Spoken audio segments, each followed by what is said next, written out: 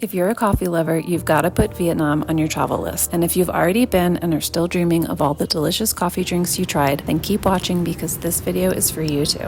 I'll be introducing Vietnamese coffee culture, showing you how to make these coffee drinks at home, and sharing some of my favorite cafes and places to sip on delicious drinks in Vietnam.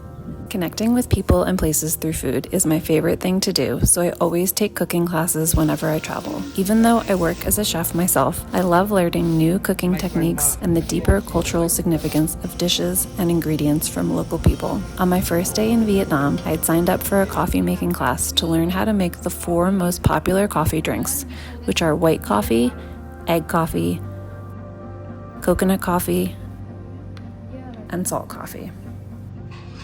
Our first activity was to brew coffee the traditional Vietnamese way using a small metal filter called a fin filter.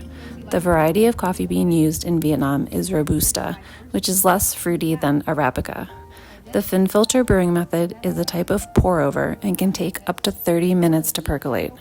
Because of this slow brewing process, the coffee has a very concentrated flavor, perfect for adding sweet and salty, milky mixtures to. Now that we have our coffee, we can start having fun. When you're making these drinks at home, you can make coffee with your favorite brewing method: a French press, pour over, mocha pot, espresso machine, cold brew, or even a normal coffee maker.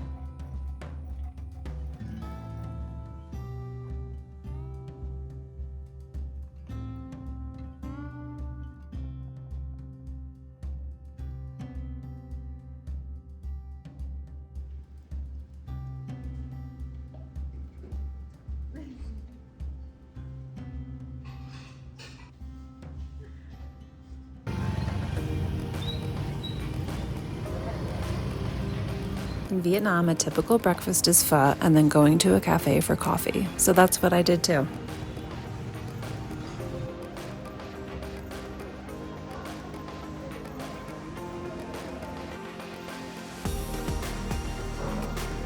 Coffee in Vietnam is much more than just a drink. It's woven into the social fabric, with people preferring to meet friends at cafes for coffee, which fosters the sense of community that is central to the culture of Vietnam. Immersing myself in the coffee culture, I also spent a lot of time at cafes. However, as a solo traveling digital nomad, I was mostly working on my computer. In Hanoi, I liked Hidden Alley so much that I went twice. The salt coffee is amazing here and the space is so lovely. There are comfy chairs and tables for working, and there's a rooftop terrace, which is a nice place to work also. Except for the street signage, it does really feel hidden. Another favorite in Hanoi was Hidden Gem. There are multiple floors with lots of unique spaces to enjoy. These views make it look empty, but it was filling up as I was leaving.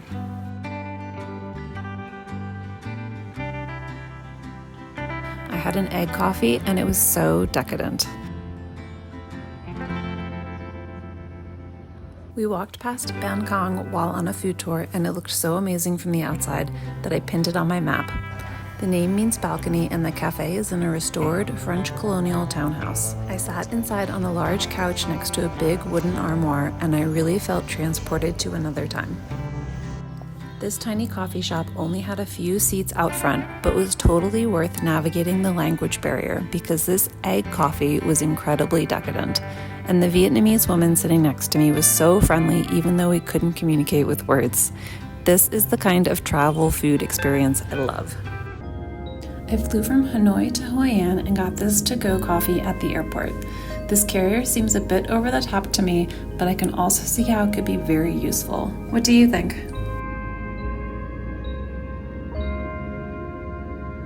In Hanoi, I had this amazing dress custom made for me.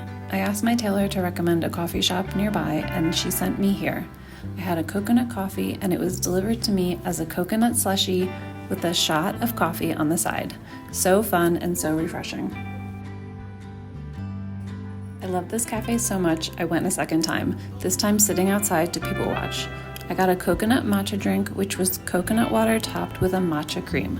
I don't always love matcha, but all the matcha I had in Asia was absolutely delicious. I definitely need to figure out how to recreate this drink at home too. Watch this space. While in Hoi An, one of my favorite things I did was ride a bicycle through the rice paddies just north of the old town. While traveling, I love to immerse myself in the agricultural landscape of a place, especially if it's a different climate and terrain. And there are so many cafes and restaurants that have views overlooking the rice paddies, so of course I stopped at a couple to cool off with one of my new favorite cold coffee drinks. I hope you enjoyed learning about coffee in Vietnam. You can find more information about making the coffee drinks below in the description. And here are some other videos I made. Please check them out and send them to your friends. And check out my food blog for more ideas about connecting with people and places through food.